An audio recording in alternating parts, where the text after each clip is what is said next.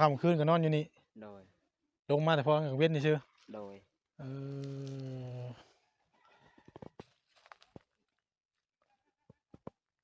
และพี่น้องน้องๆเพิ่นขึ้นไปนอนน่ะเนาะเอออันนั้นกระสอบยังซั่นน่ะกระสอบทรงเสือส่งเสื้อเจ้าหั่นบ่โดยเออเห็นแล้วพี่น้องเนาะบ่ขึ้นดอกของเบาเผยเนาะมันค่ำแล้วยันตก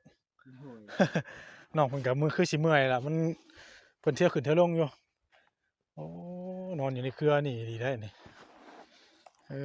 อพ่อแม่ทิ่มไปแต่น้อยๆเนาะโดยพ่อน่ะเสียแล้วพ่อน่ะโดยอืมเอาเล่นบอลอยู่บอลเช้าเพิ่นเด้อเพิ่นน้องนอนอยู่นี่ได้จักได้เทิงเติบแล้วบ่เพิ่งเติบจ้ะเทิงเติบแล้วประมาณ5 เดือนห้าเดือนโดยที่มาอาศัยอยู่นี่ได้โดยโอ้ยห้าเดือนพี่น้องเนาะ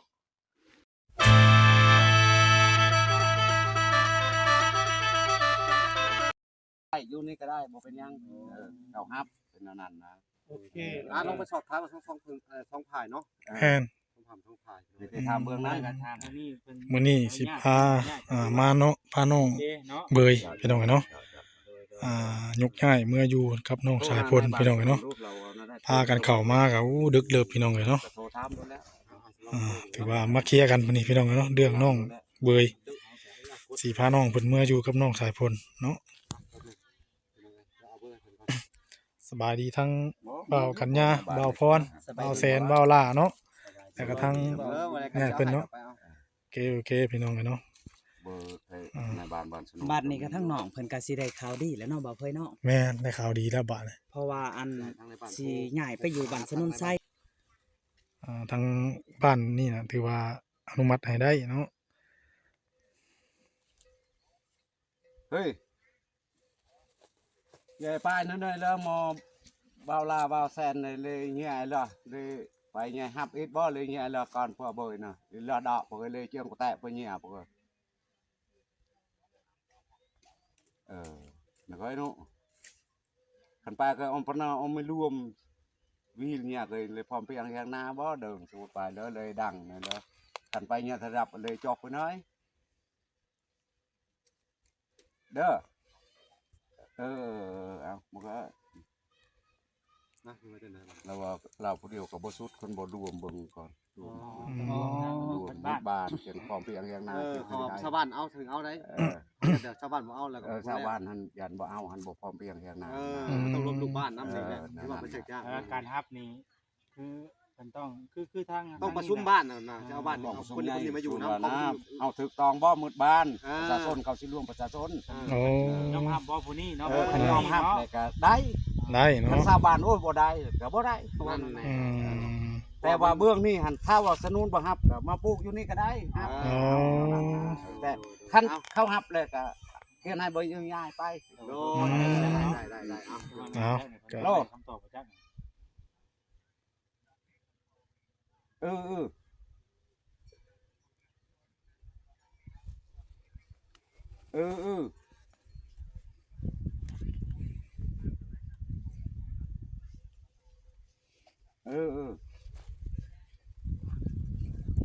สบายดีน้องสายพล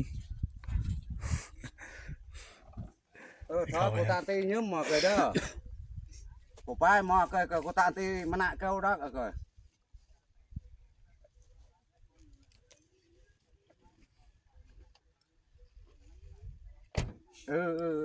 เป็นฮ้อนว่าคือเด้อ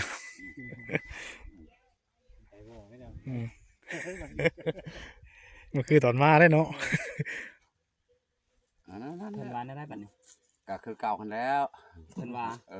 ในบ้านนครในโทรหาคอยถ้าว่าเขาบ่ฮับก็อยู่นี่ก็ได้เขาแนะนำถ้าว่าเขาฮับได้สิเคลียร์ให้โอ้เคลียร์ให้เนาะเบื้องนั้นแม่เบื้องนี้นะอนุญาตแล้วเนาะ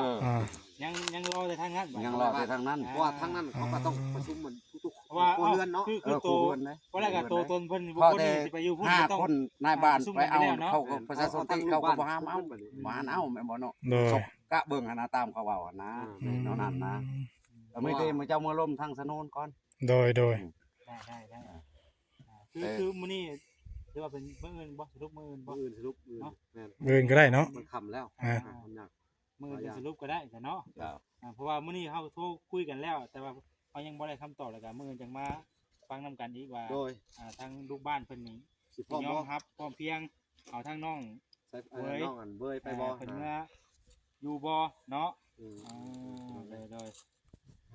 มีแต่รอฟังคำตอบพี่น้อง รอพังทางนั้นแล้วทางนี้มันบ่ยากอยู่แล้ว มื้อนี้ก็ ถือว่า มันจะค่ำ เพิ่นอนุมัติอยู่พี่น้องเนาะ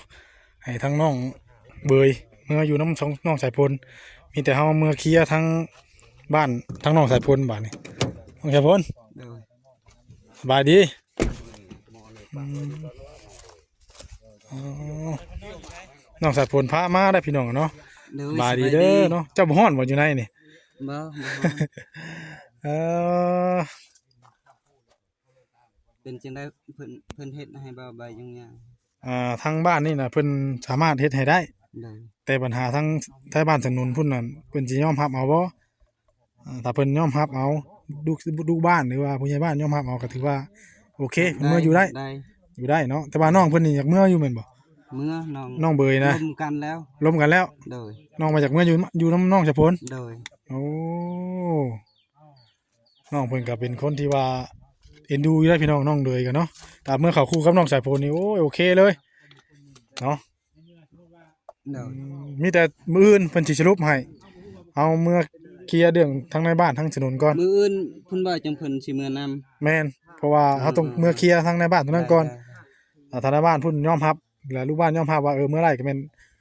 เมื่ออยู่น้องสายพลเด้อบ้านนี่ มาเอาเพิ่นเลยเนาะ มาเอาเพิ่นเลย โอเค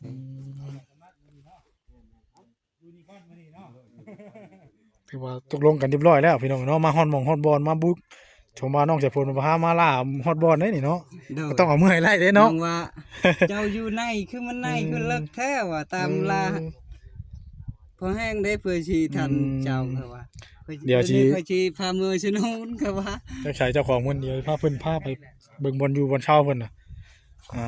มันเป็นจังไดนอนจังไดถือว่าบ้านก็เหมือนจักไดยังทงให้ทงหน้าแล้วพี่น้องเนาะผู้เพื่อนเป็นดังเดียวทองลัง ทางนั้นบ้านคนได้ทางไหนา ทางพุ่นได้ บ้านใหญ่ตัวนั้น โอ้เดี๋ยวถ้าน้องเพิ่นมาก่อนเนาะเดี๋ยวเฮาจังไปเบิ่งบอลอยู่บอลเช้าเพิ่นน่ะ โดย อยู่บุเครืออยู่เคลียร์น่ะเนาะเป็นจังไดเปิดภาพมามื้อนี้ก็เครื่องที่นำมาให้น้องเพิ่นมื้อนี้พี่น้องเนาะทางผู้ใหญ่เพิ่นให้ทางบ่าวแสนเพิ่นเป็นสะพานบุญให้เนาะถือว่ามามอบให้น้องเพิ่นเรียบร้อยพี่น้องเนาะก็ถือว่าพากันซื้อเครื่องมื้อเช้านี่มื้อนุ่งมื้อน้อยพี่น้องเนาะยังบ่ได้เบิดเท่านี้เลยพี่น้องเนาะยังสิเอามาอีกอยู่ขอแต่ว่าให้น้องเพิ่นนั้นมีบ่อนพักบ่อนเช้าเป็นของตัวเองหรือว่าเป็นของเพิ่นแท้จริงก่อนเนาะตอนนี้เพิ่นยังบ่มีบ่อนอยู่บ่อนเช้าเห็นในคลิปของทางบ่าวล่าเนาะสบายดีเด้อทั้งน้องเบยเนาะ โดย ชื่อน้องเบยชื่อนี่แหละวะ โดย อายุจักปีน่ะ 14 14 ปีเนาะ โดย บ่าวเห็นแต่ในคลิปบ่าวล่าบ่าวพร โดย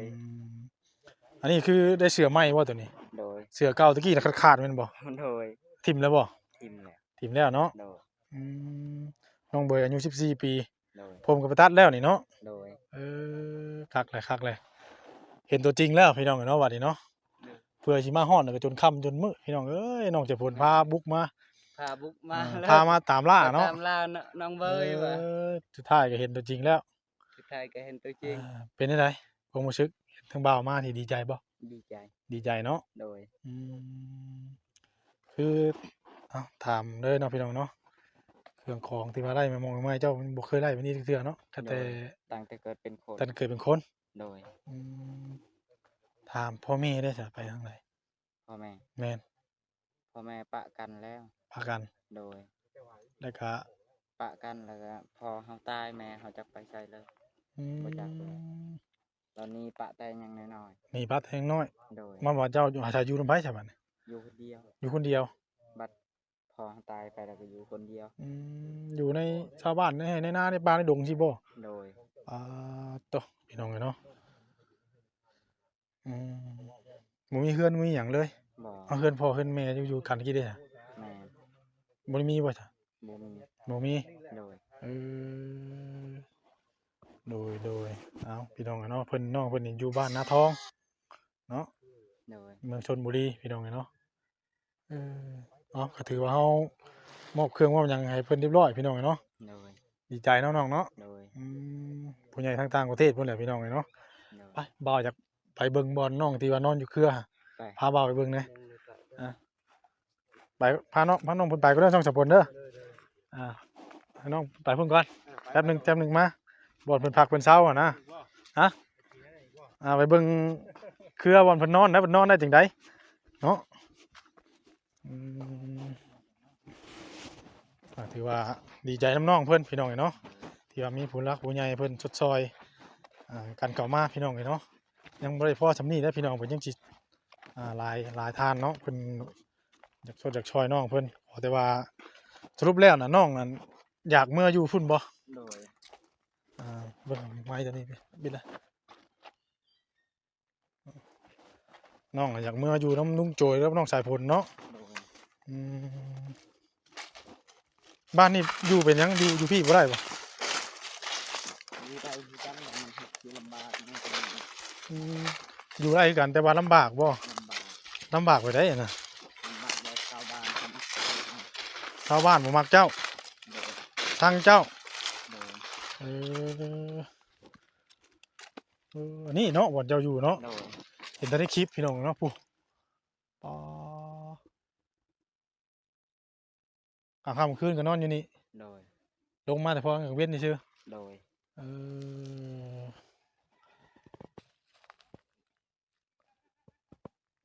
และพี่น้องน้องเพิ่นขึ้นไปนอนน่ะเนาะอันนั้นกระสอบยังซั่นน่ะ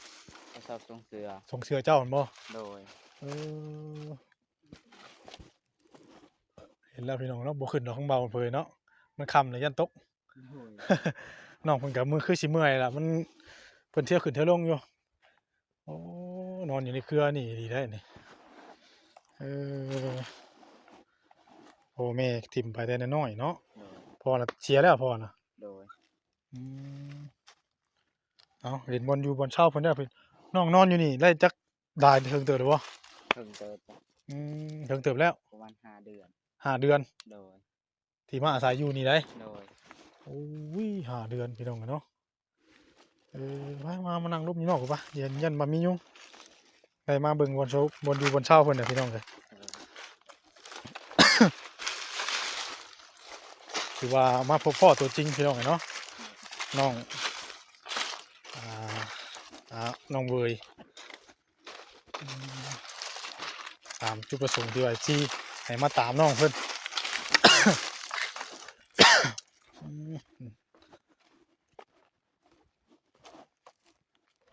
เอานั่งคุยกันอยู่ตามไทยทั้งน้องเพิ่นก่อนสุกมานั่งตามไทยทั้งน้องเพิ่นก่อนพี่น้องเนาะ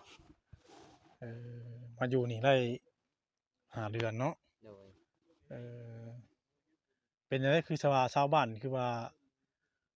บ่มีญาติพี่น้องเลยบ่ บ่มี บ่มีเลย โดย ไปขอนอนเพิ่นเฮือนหยังก็บ่ได้บ่ บ่ ได้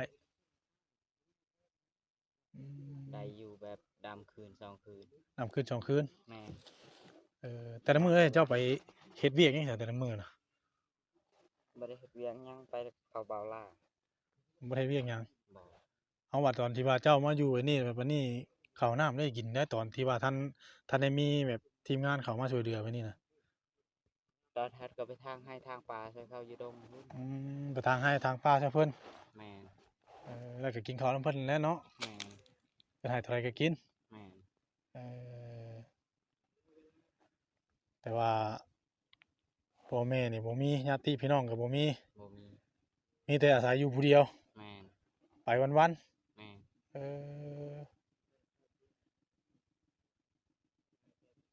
เจ้าบ่ได้ย้านบ่มานอนอยู่นี่ บ่ได้ยาก บ่ได้ย้านเพิ่นว่าเนาะพี่น้องกันเนาะโอ้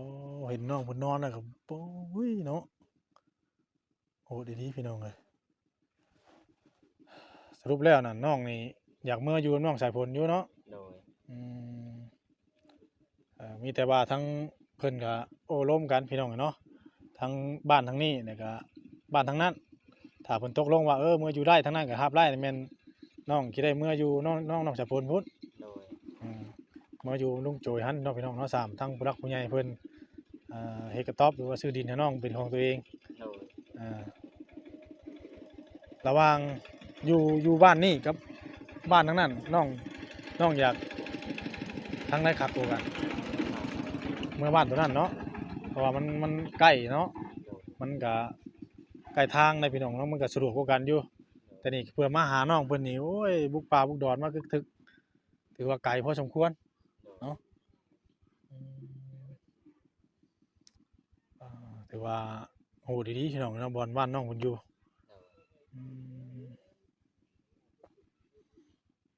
คือว่าได้ยินน้องจากพลนะมื้อวานนี่นั่นมีผู้ใหญ่มาหาเจ้าบ่ โดย ผู้ใหญ่มาจากฝั่งไทยเนาะ โดย เพิ่นได้หยังมาให้เจ้าน่ะ เพิ่นได้เงินให้100,000 เงินพร้อม โดย แล้วก็ แล้วส่งเสื้อ ส่งเสื้อ แล้วก็ปิ้งไก่มาแต่เซโนพุ่น ปิ้งไก่มาจากเซโน โดย เจ้าเคยไปบ่เซโน บ่เคย อืม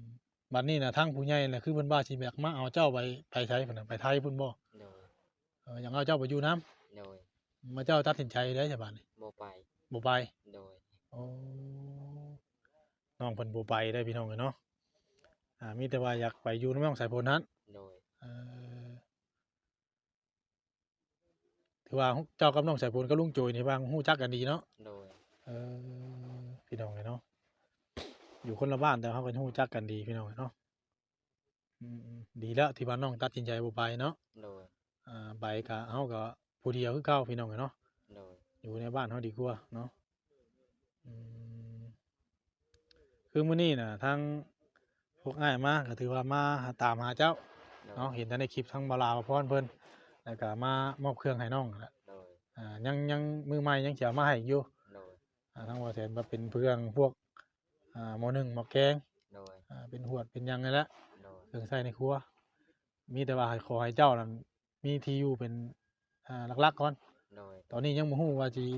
ได้อยู่พี่บ่คืออยู่พุ่นเนาะ โดย ทางบาลาเพิ่นว่าสิปลุกกระท่อมกระแท่อมให้เจ้าอยู่ใช่จ้ะอยู่นี่บ่ โดย โอ้โดยเอาก็ถือว่ามื้อนี้ก็จะได้ขอตัวจบคลิปไปเพียงเท่านี้ซะก่อนพี่น้องเนาะถ้าไปรุ่นไปชมเบิ่งน้ำกันว่าทางน้องผู้นี้น่ะเพิ่นสิได้เมื่ออยู่น้ำน้องสายฝนบ่เนาะเพราะว่าทางบ้านหรือว่าทางในบ้านนี้น่ะเพิ่นให้น้องเมื่ออยู่ โดย เพิ่นให้น้องเมื่อมีแต่ว่าถ้าฟังคำตอบทางบ้านน้องสายฝนว่าเพิ่นสิรับเอาน้องบ่ โดย ถ้าว่าเพิ่นว่าบ่ไล่เฮาก็จังได้อยู่นี้เนาะ โดย โอเคก็ถือว่ามาพบมาพ่อตัวจริงแล้วพี่น้องเนาะถือว่าโหดสุดๆเลยน้องเนาะ โดย อยู่คนเดียวบ่มีภัยคำผ้าคำพลอยเนาะพ่อแม่ป้าถิ่มแต่น้อย โดย มีแต่ว่าได้ร่อนไปตามป่าตามดง โดย ข้าวน้ำนี่คือแบบไปหากินน้ำกับเจ้าเฮ็ดเวียกงานเจ้าแล้วกินน้ำเพิ่นนั้น โดย คือชาวบ้านนี่เพิ่นก็บ่ได้อินดูเจ้าอีตนเจ้าบ่ บ่บริตน มีแต่เพิ่นเฮ็ดหน้ามีเพิ่นบ่นำครับ บ่ ตัวว่าอะไรกับเพิ่นแบบช่างเฮานะเนาะเห็นเฮาทุกข์เฮายากบ่มีเนี่ยแม่นเพิ่นบ่อยากปากบ่อยากเว้านำเด้อนี่เนาะ โดย วันนี้คือเจ้านั่นคิดว่าจังได๋ฉบัดนี้แต่ละมื้อแต่ละวันถ้าบ่มีทางพวกทีมงานเฮาเข้ามาหาน่ะมีแต่ว่า นอนลีอยู่ป่าอยู่ดง นอนดีอยู่ป่าอยู่ดง โดย บ่กล้าเข้าไปหาบ้าน บ่กล้าเข้าหาบ้านเด้อ โดย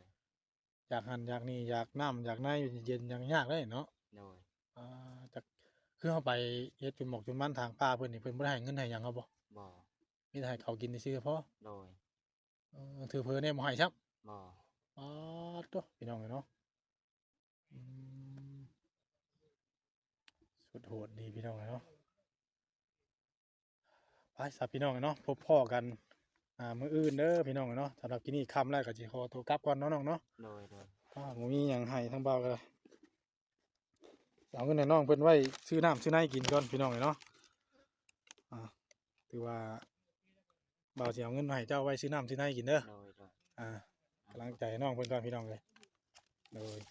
ไปซะน้องไปครับคลิปนี้ก็จะขอตัวจบคลิปเด้อเนาะสบายดีก่อนเนาะ สบายดี โอ้ยสบายดีเนาะพี่น้องเนาะสำหรับคลิปนี้พบกันใหม่เด้อพี่น้องเนาะ หากว่าผิดพลาดประการใดกราบขอโทษขออภัยพบพ่อเพิ่นเนาะพี่น้องเนาะรุ่นอีกคลิปมื้ออื่นพี่น้องเนาะว่าน้องเพิ่นสิได้เมื่อบ่เนาะเอาสบายดีเด้อพี่น้องสบายดี